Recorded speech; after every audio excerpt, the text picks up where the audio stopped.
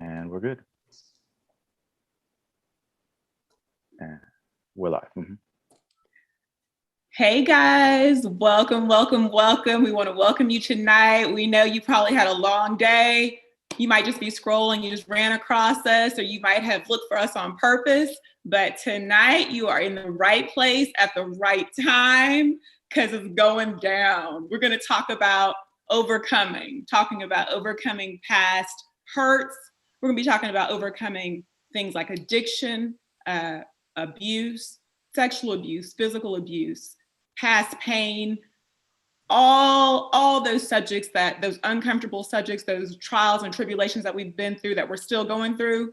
We're going to try to work all that out today and leave you with some nuggets to help you grow, go forward, and continue to overcome in this area. So tonight it's like you're at our dinner table. We're not all in the same place, but we're all in the same spirit, the same mindset to chat, to grow, and to connect with you guys. So if you would, I would like to introduce you to my friends. Some of these are my new friends. Some of these are my old friends from church. We will start with Brianna Murphy. Y'all might know her from Sunday morning. Go, girl. Well, good evening, everybody. I hope everybody has had an amazing day. I'm so blessed and honored to be chosen to sit alongside these amazing panelists. I know that they are going to be amazing. So as Ms. Kiko stated, I am Brianna Dejanay Murphy. I am a 28-year-old Texarkana native. I have been in Austin for 5 years as I graduated from the University of Texas with my master's in special education with the emphasis in rehabilitation counseling. Now I am the executive assistant for Black Women in Business. We are a nonprofit organization that's dedicated to educating, uniting, and inspiring business women to excel in leadership and entrepreneurship. And a little bit about me is that I've had the textbook story growing up in poverty, having to make sure that I'm taking care of my younger brothers and sisters, from my mom having a massive stroke when I was 21 years old while I was in college. And so having to navigate through those feelings, as well as continue to grow into this woman at our most pivotal point. And so I've learned so many things throughout this journey. And so I'm blessed to be here. I'm blessed to connect with everybody. I'm sure this is going to be amazing. So thank you for having me. Everybody, round of applause in the chat for Miss Brianna Murphy, Brianna Dejanay. Yes. Okay, up next we've got Mr. Carl Hunter. Hi everybody, my name is Carl. I'm a transplant from New Jersey. My way to Austin was by way of rehab. Actually my 11th rehab. I'm a person in sustained recovery from substance use disorder. My story began here in rehab, but it ended up, I'm the executive director of Building Promise, which is a peer-led, peer-run, peer-driven organization that focuses on formerly incarcerated men and women. But my claim to fame and the thing that's most important in my life is my recovery. That's amazing, amazing. Round of applause, there we go. We know we got some people in the building that can identify with you, people in the building that are in this moment, connecting with that exact feeling and that struggle right now. And so I know that when they hear from you, they're going to be encouraged. Okay, now we got Quincy Carter. How are you? I'm good, thank you. I'm Quincy Carter, former Dallas Cowboy quarterback. And okay, Cowboys. Oh, we got Cowboys fans. I've been living in Austin here about 2 years now, actually. I came up to Austin to go to rehab. I was born in Chicago, grew up in Decatur, Georgia, grew up in a single parent home. Like Brianna, I come from humble beginnings, grew up in the church, knew God, felt God, and chose to go down some other paths and started a habit around 15, 16 years old that I couldn't stop when I wanted to. And ended up costing me my career with the Dallas Cowboys. And so hopefully I can share some strength and some hope into somebody who may be dealing with addiction currently for about here 10 years, but really doing it the right way now I'm a proud owner of my own quarterback school, Quincy Carter Quarterback School. I train quarterbacks across the nation. Also, I do various all position camps too. And I'm currently working with the rehab that I actually got sober at, BRC, and I'm the alumni coordinator there. Thank you. Thank you so much for being here, Quincy. I'm so excited just to talk with you guys. Like, I'm just trying to get comfortable, like you came to my house. For y'all that don't know me, my name is Kiko Anderson. I am by heart, and my first profession is a social worker. So I went to the school that Miss Brianna talked about, you know, the Longhorns up in here. And I started off as a social worker. Then I went into law school because I was advocating as a social worker for abused children with Child Protective Services. Didn't feel like I had enough of a voice. Went to law school, became a family law attorney almost 20 years ago. I have a business here and in Fort Hood, mostly military in Fort Hood. So I deal in my profession with a lot of abuse, a lot of distress, a lot of divorce. But in my personal life, I was raised in a single parent home for a while. And then when my mom got married, I was raised in a home with an alcoholic stepfather. I was sexually abused for years as a young child by my grandfather. I was physically abused. So I can relate with the struggle of like letting the past go and healing and moving forward from that. So I hope that we all get to share our stories, and something about our stories connects and helps other people. But while people are still logging on and still trying to figure out what we're doing, let me just to repeat, we're here to talk about overcoming the past, overcoming pain, overcoming addiction, overcoming abuse. We all want to be better. So we want to talk to you today about the things we've overcome, what we've overcome. And I want to start with, what have you even overcome just today? Just today. Woke up this morning, you overcame sleep. What else? What y'all overcome today? Overcame traffic? What y'all got just today? The heat. We overcame the heat. Overcame the heat. Type in the chat. Type in the chat. We got to build our confidence here. What's some things that y'all overcome? If it's not today, Quincy and Carl, what have you overcome this week? Quincy, would you like to go first? You're the elder statesman in the room. No, I'm just playing. I'm probably older than you. What I overcome, on any given day, it's overcoming myself. On any given day, some days the information that goes on in my head will tell me one thing, right? And that'll be reality for me, right? And then you have to take yourself off the cliff, right? Because there's another way. I often say that I'm drug-free, not drug-proof. And a successful day for me simply begins and ends with being clean, right? But even though that I'm clean and I have this respectable look, right? The stuff that goes on up here, right? I on any given day, I have to check my head in with some other people to overcome the thinking that says that I'm not enough, right? Even though I demonstrate that I'm more than enough, but it's what we think about ourselves.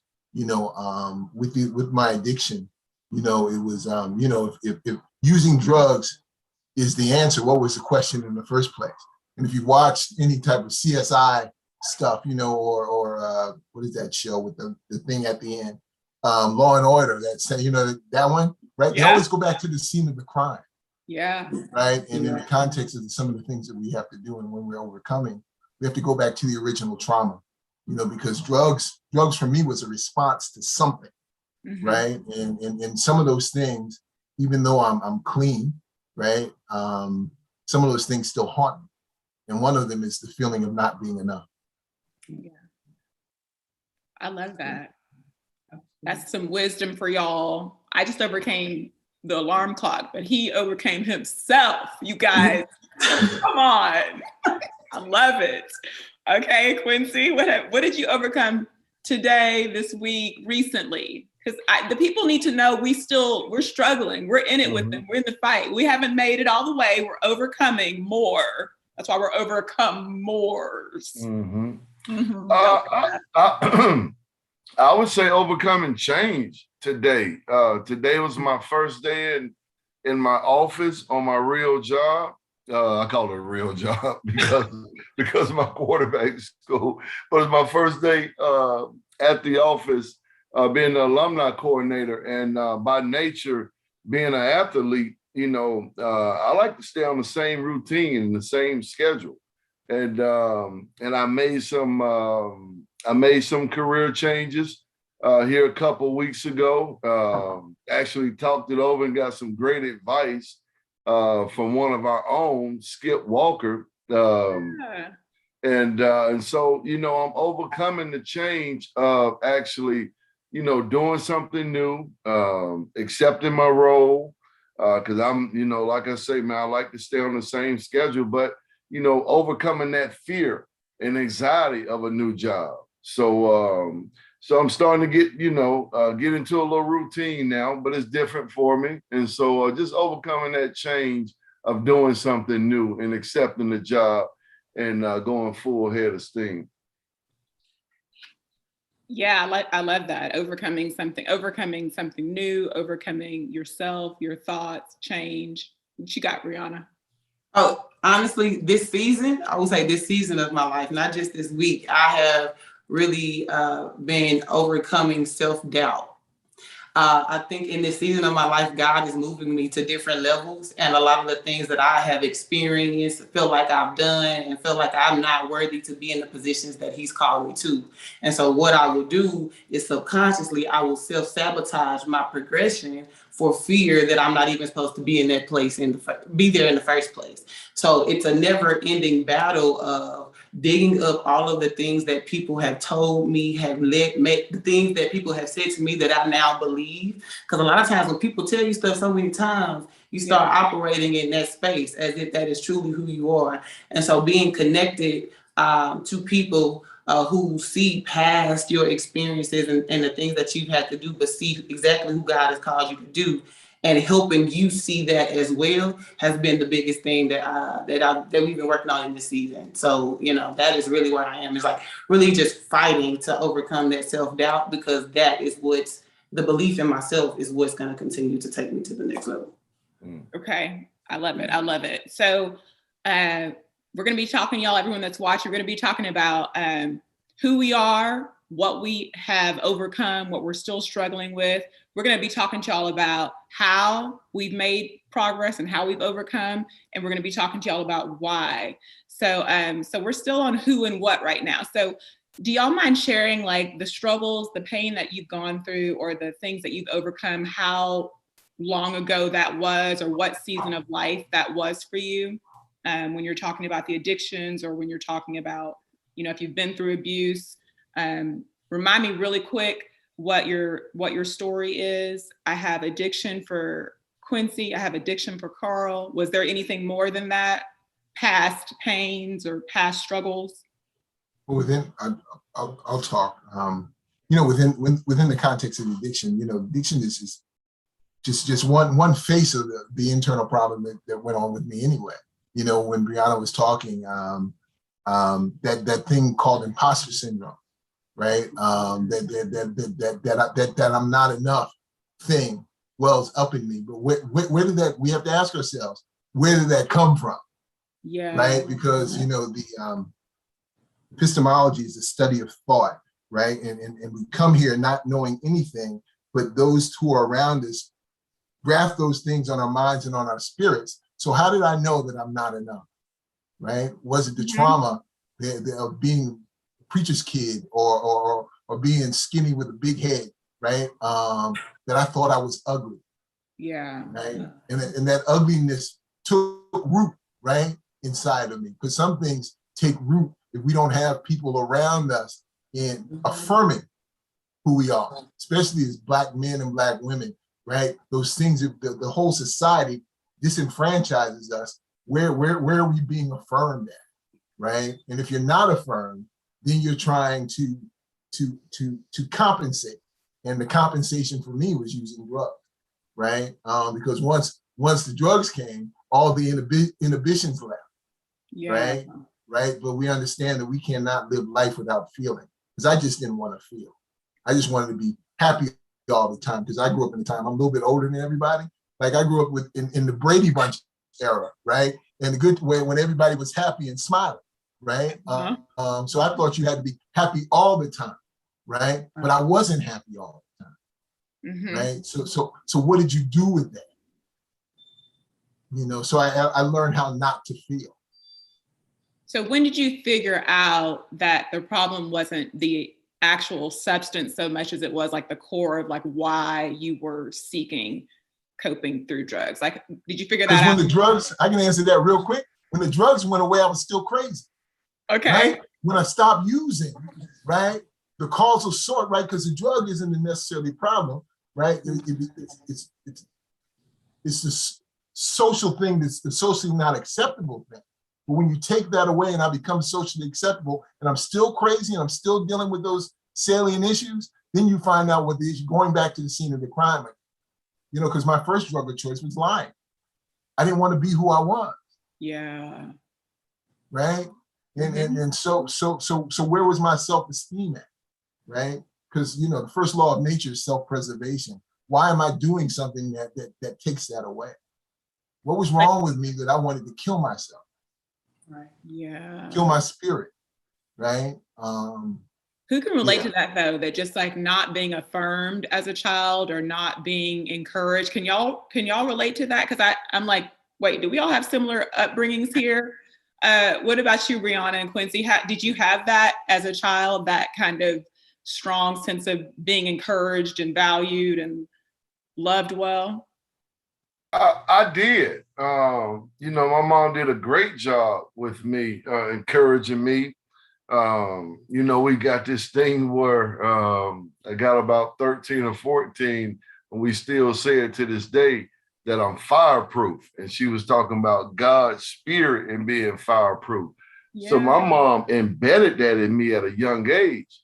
But I think the lack of fatherhood in my life, and staying on the same theme of what Carl was just talking about, you know, not accepting fully who I was, especially when, you know, when I was drafted and put in the position of being America's quarterback, you know, for the Dallas Cowboys. America's team. Yeah, but I had started a habit at 15 to 16 of smoking weed and running away from those responsibilities. And then by me picking up some of those habits and drinking and smoking and things of that nature, then that was taking me further away from the godly people, the leaders, the mentors that could have poured into my life. But now here I am trying to sneak around and smoke and play football, still be a leader. And then I wasn't allowing, you know, people that God was trying to place in my life to lead me to take up for that lack of fatherhood that I was getting in the household. So I missed some of those valuable lessons with my addiction, you know, kind of playing a role early on, you know. And so now here I am playing for the Dallas Cowboys, and I've been able to do the hard work like Carl has done too, being in recovery. You put this thing on pen and paper and you do your research. And so you can see those timelines when you ran back to that weed or ran back to that substance to take that anxiety away from you and not really, you know, what we like to say in recovery, being comfortable in your own shoes. So what do you think was driving you toward substance abuse? Was it just marijuana or was it anything else? Well, early on, it started off marijuana, but honestly, it started off with some cool fun. Right. And that's how it started. You know, I was blessed to get drafted by the Chicago Cubs at 18 years old, coming out of high school. And it was the first time me being away from my mom in '97 and being away from home. And that habit or just that fun, marijuana smoking a little bit, drinking a little bit in high school that I was doing, that became my best friend. You know, yes, my first year of playing baseball and being alone, the anxiety of trying to live up to being a second round draft pick at 18 years old and playing with grown men. So my, habit forming, or my, take that back, just having fun became a habit and actually benefiting me at the time, but wasn't quote unquote the friend that I thought it was going to be for me, because ultimately, it ended my career. Okay. So good. Can I say something? Yeah. We always attribute addiction to drugs, but addiction is about escaping one's feelings. Because there's some people on here who might be addicted to ice cream, and it does the same thing, Yes. right, to you that the drug addiction does. Some Like, put people in the might be chat addicted. if you have an addictive personality and you are addicted to certain things that are not for your overall health. Like, all of this stuff is relevant to every type of addiction. Yeah. Right. Just to go back, and then when you asked, have we been affirmed? I was affirmed by my grandparents, but it did not overshadow the hurt and the abandonment from my father not being there.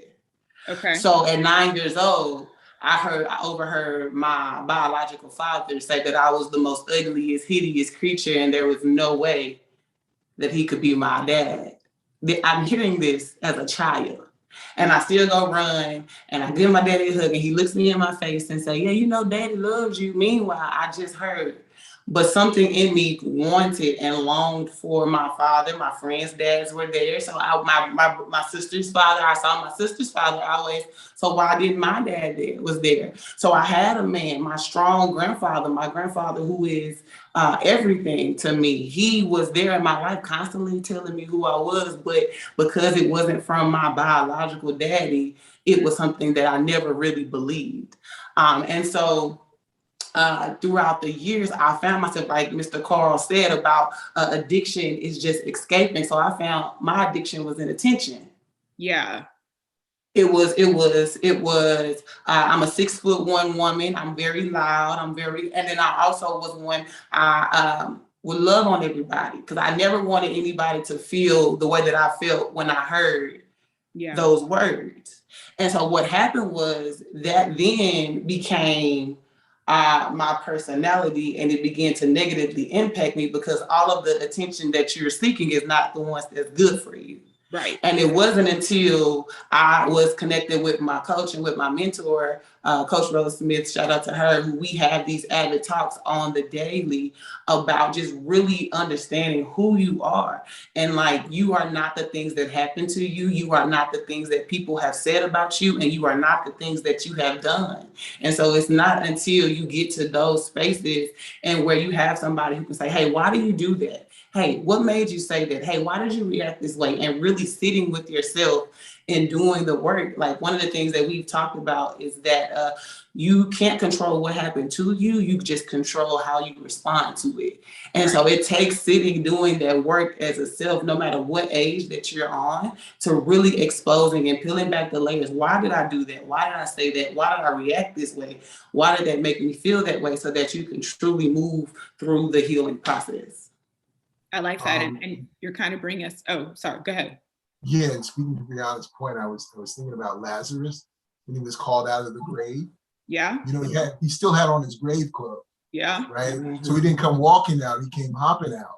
And Jesus said, he turned to the crowd and they said, loose him. Right. So it's the body of believers. So we understand that recovery and getting better isn't something that I do on my own. Right. It's done in community and communication with us. The woman with the issue of blood, she was healed, but she wasn't made well until she told the truth about herself.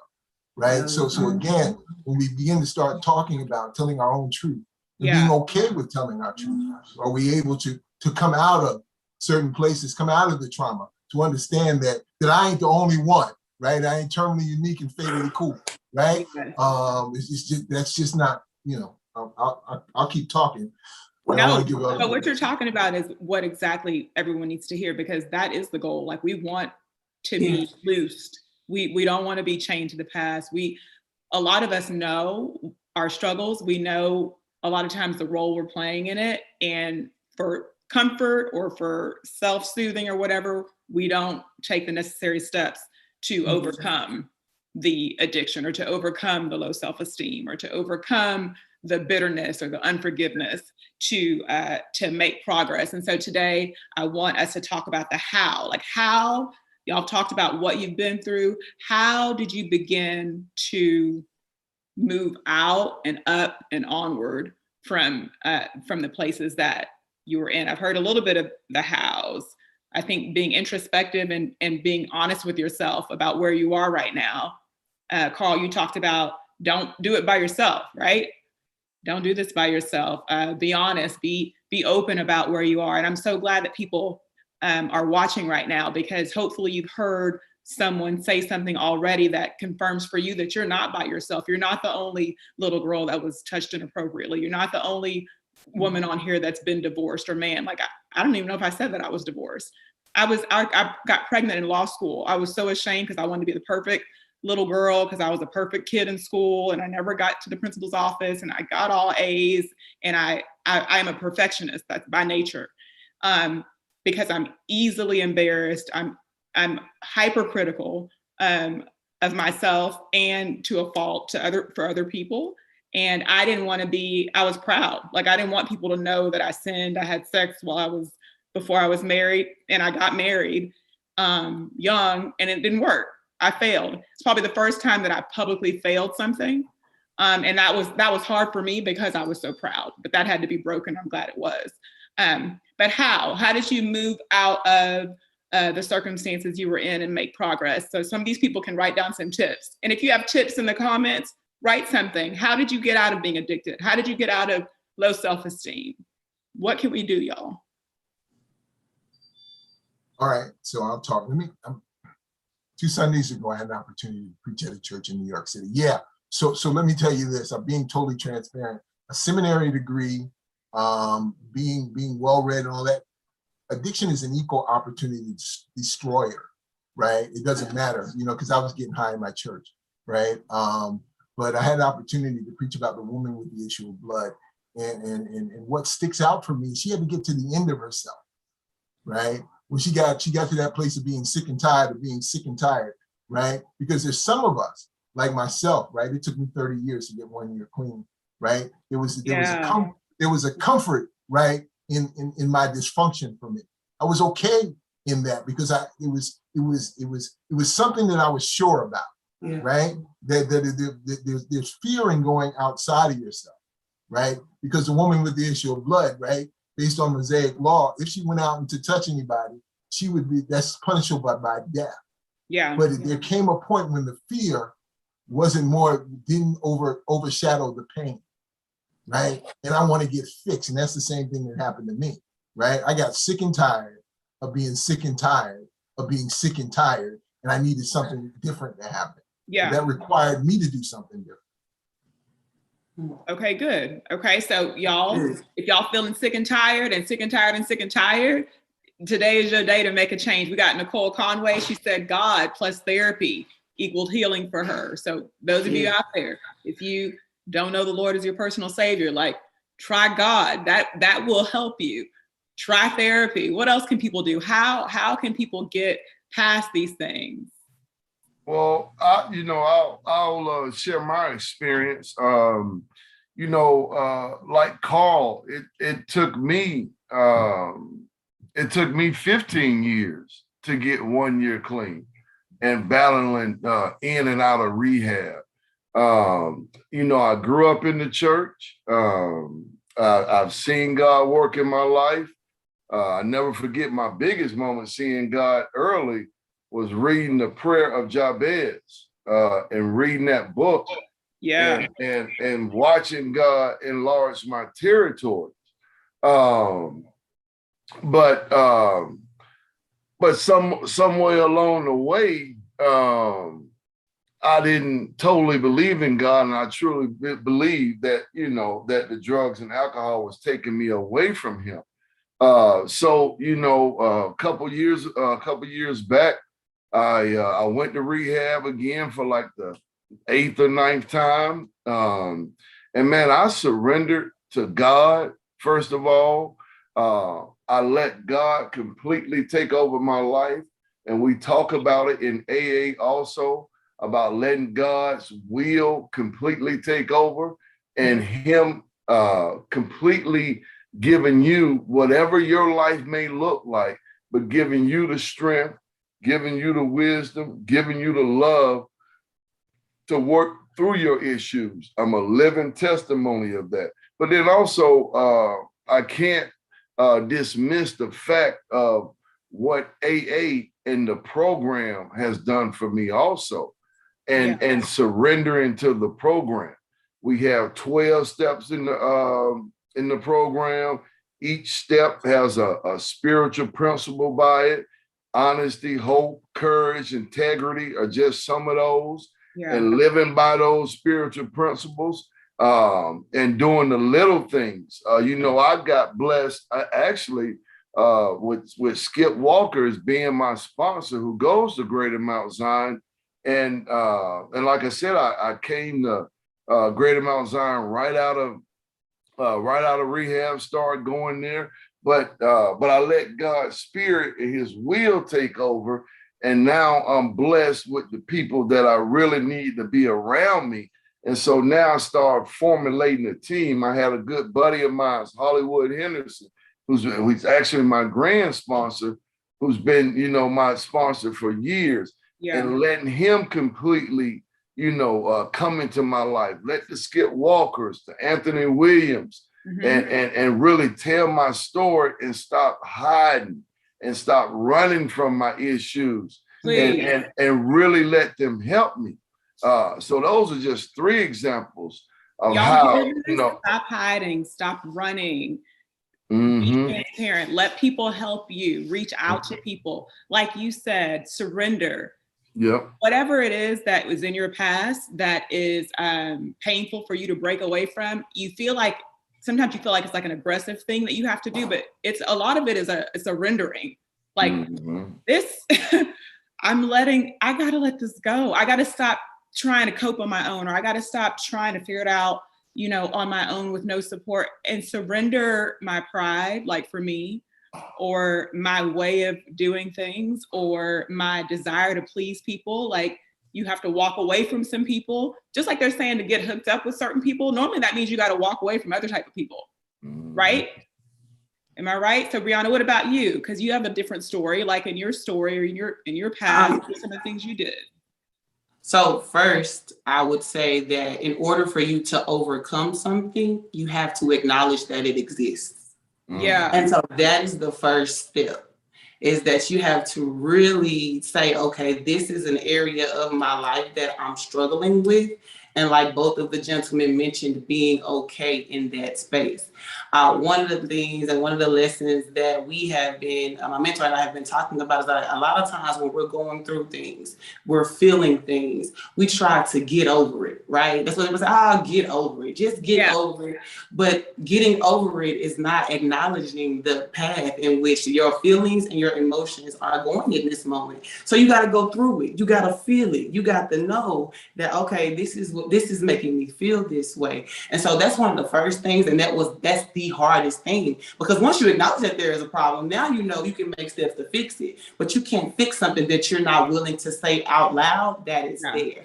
And so that's one thing, is just really, really, really like being honest and truthful with yourself and where you are, and acknowledging that. The second thing that I would say helped me is definitely getting you a community of people who can help you through, that you trust. A lot of times when we try to fight these battles, you can't fight overcoming your traumas by yourself. And I think the biggest thing in the church that we kind of have to really understand is that Jesus and therapy can coexist. Yeah. And so sometimes you definitely, like Miss Nicole said, that's healing for her. That is the truth. And Jesus and therapy helped me at that season of my life. It helped me work through some of those issues that I did not even know were there, right? So you have to find the right group of people who can help you through those emotions. I'm a big believer, I understand everybody provides value, but you can't tell me how to get over weed if you've never even smoked a cigarette. Right. I need some credibility. You can't tell me that, right? So you have to find people who have experience and knows what it's like, so that when you are in those moments, they can pick you up whenever you're feeling weak. So I would definitely say, first, acknowledging that there is something there. I would say, two, finding a group of people, a person, a counselor, a good resource for those people, you know, who are looking at the therapy. It's Therapy for Black Girls.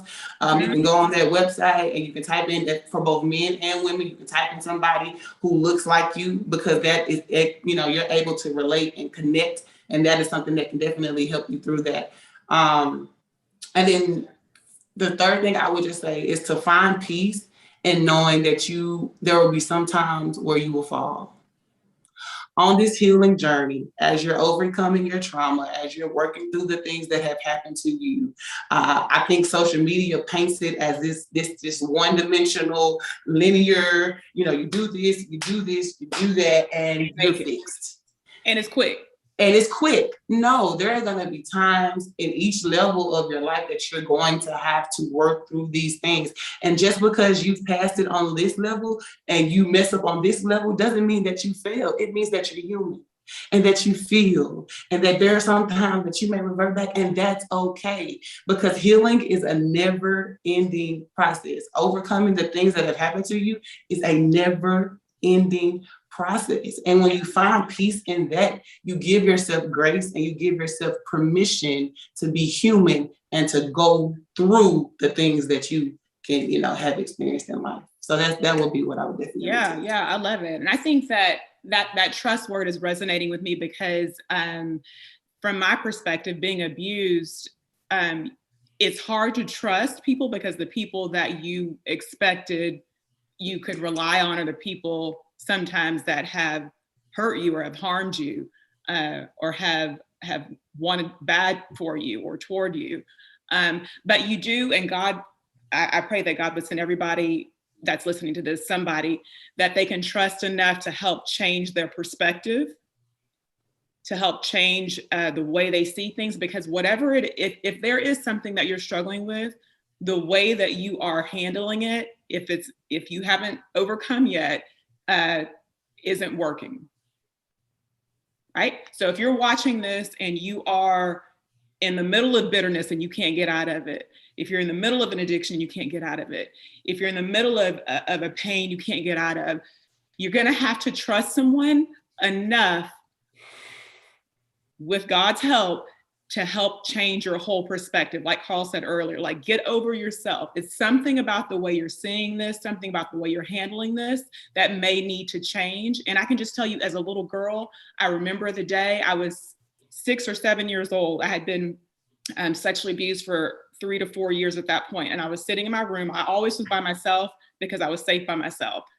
I always shut the door. I didn't want anyone to be around. My mom took the door off my room because she didn't know why I always closed the door. I'm like one of those girls that puts the covers up still. I'm 43 years old almost, because I feel safer that way.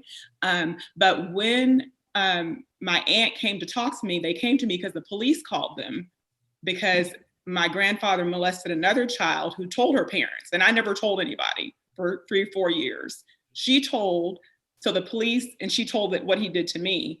The police called my family, and my aunt came in and she talked to me, and she was asking me about the abuse, and I was saying nothing was wrong, because my perspective was, my grandfather loves me, he's nice to me, nothing's wrong. But I trusted my aunt more than I trusted myself or my grandfather. And when she said what he did and what he's doing is wrong, that was the first time that I saw it differently.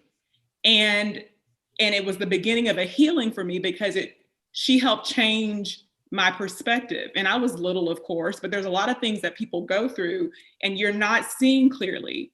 And you got to trust somebody enough and ask God to send you someone to help shift your perspective so that you can begin, because once you change your perspective, then you can change your behaviors, the way you see things, and you can begin to make progress. But it's so hard in the middle of pain to shift your thinking. Changing your mind is so easy when it's all good, right? Like, but when you're really struggling, like, changing your mind is the hardest hardest part. So I pray that God would like have you hold on to that Romans 12:2. Like, don't be conformed to this world, to this pattern of thinking, be transformed, renew your mind with the word, right? Yes, So I would suggest that. but it's amazing, like, once you make up your mind, right? Like, once you make up your mind and say, this is what I'm going to do. Like, I just can imagine with the gentleman on the phone, when they made up their mind, okay, I'm gonna go to this recovery and I'm gonna actually put forth everything in it. Like, that is when you will see a shift. And so, like, making up your mind, I think we say that as this easy thing, but like you said, it is really hard, because what your mind is designed to do, your mind is designed to protect you. Your mind is designed to keep you comfortable. Your mind is designed to say, hey, there's a threat there, so don't do that, right? But as you're coming out of it, once you make up your mind, well, no, this is not, I don't like the way that this feels. I don't like waking up like this. I don't like being depressed every day. I don't like laying in the bed. I don't like having these anxious thoughts about scenarios that haven't happened yet. I don't like this space. And so once I've made up my mind, then I can move so that I can go and do the things that I put my mind to. Don't let your mind play tricks. Y'all remember Ghetto Boys? My mind playing tricks on me. My mind playing tricks Y'all on me. remember that? Quincy and Carl don't know about that. Can I push back? Yes, of course. Yeah, when you're talking about changing my mind deals with logic, right? And everything I've done was illogical, right? You know, I dated her and I know she ain't good enough for me, right? But it was when I changed my heart that I was willing to leave, right? Right? It's when I changed my heart. And Brianna talked about acknowledging something, right? Guilt, shame, and remorse rode me, right? And it kept me in that hole. And it wasn't until I accepted what I've done was it able to wash away from me. Because no longer was guilt, shame, and remorse convicting me, right? Because the devil convicts us, right? And when we accept what we've done, I've accepted I'm a sinner. I've accepted that I smoke crack in my church. I accepted that I demeaned myself. I accepted that I hurt people around me, right? I accepted that. But since then, right? Because I got a since then kind of story. Okay. Right? Since then, and those of us who are recovering from something, and everybody in the body of Christ is recovering from something, right? And it's when we are able to accept what we've done, is recovery possible, right?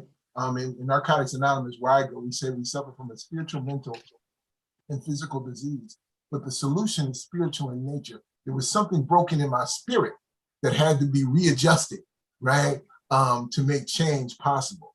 And Jesus walks in spirit and in truth, right? So when I'm able to tell the truth about myself, is the spirit able to dwell and do the kind of work that the spirit needs to do on us to make change possible. Okay, y'all hear that? How you overcome, tell the truth. Everybody tell the truth. Y'all, the last point today, we talked about who we are, we talked about what we've been through, we talked about how, we talked about why. Some of us are in this position, why we're here. But I want to talk about why it's so necessary that everyone that's listening to this takes the moment, does the hard work to overcome. Why? Why is this so important? For yourself? That's one reason. Well, it was important to me, right? I use metaphors all the time. But if anybody knows about Superman, every time he got around kryptonite, he lost all of his superpowers, right? He lost everything, right? He couldn't fly, he couldn't bend steel with his bare hands, he couldn't leap tall buildings in a single bound. But as he got further and further away from the kryptonite, he got his superpowers back. Recovery infers like you can find something new, but you recover something that you already had, right? And so recovery means for me that I'm just becoming the man that I was always meant to be, right? And as Superman got further and further away from the kryptonite, if you've seen any of the Superman movies, right? He began to leap a little bit, right? As he got further and further away and he began to fly. So when we get into our recovery space, right? We get our superpowers back, right? The people that we were always meant to be, right? Because, I don't know if you've ever seen, right? The Wizard of Oz. right? Yeah. Dorothy wanted the way home, right? The Tin Man wanted a heart.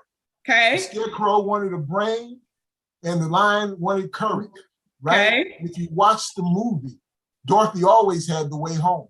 Yeah. As soon as she landed, she had those slippers on, right? Every time there was a need for courage, it was the Cowardly Lion that did courage. Every time there was a need for compassion, it was the Tin Man. And every time there was a need for something smart to happen, you would see the Scarecrow do this, right? So everything that we need is already inside of us. We're looking for an outward manifestation, right? Yeah. But the manifestation that needs to take place needs to happen on the inside. Because once they were validated, right? In fact, the wizard said, I can only give you an external, right? Representation, because so he gave them badges and whatever. But Jesus gives us the internal validation that we need for recovery to take place. Okay, so why we need to recover, why we need to get better, we need to do it for ourselves. We need to do it so that we can walk in our supernatural callings that God's given us and our superpowers. Why else, Quincy? Why do we need to do this? Why do we need to get over it, get through it, get around it, why do we need to do better? It's tough to follow that because he just covered it. It's tough to follow that because he just covered it all. Okay. But For your my children? why, but my why, and I'll tell you a couple of them. My why is my children. You definitely Yeah. right. And I've got 7 of them. Yep. Yes. Whole From team. from 26 all the way down to 7 years old. So my why is my children, and then my other why is why we're all on this face of the earth, man, is to do God's will. Yeah. And have God work in our lives and bring people to Christ, bring them to their best version of themselves, and then ultimately, for me, and doing God's will, man. So that's where it is for me, and that's my why. Yeah, I love it. I love it. Did you want to say anything, Brianna? This is it. We're gonna wrap it But up. I'm gonna tell you, they really covered it. They covered it. The biggest thing is really you have to do it because the best version of you is waiting on that. Yes. Like in order for you to be, you have to become better. You have to work through those things because I don't have any children, right? But I can imagine like breaking generational curses, things that you have experienced that can start with you. And so it starts with acknowledging and having those hard conversations and being willing to do the hard work. So that way you can change the trajectory of your family and just really open and walking who God has called you to be.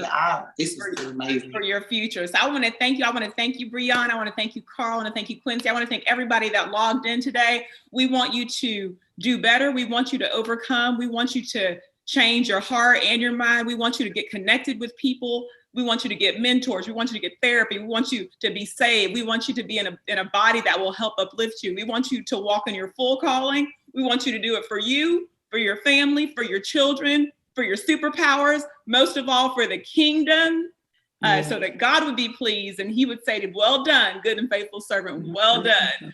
We love you guys. We out. All right. Bye. Bye.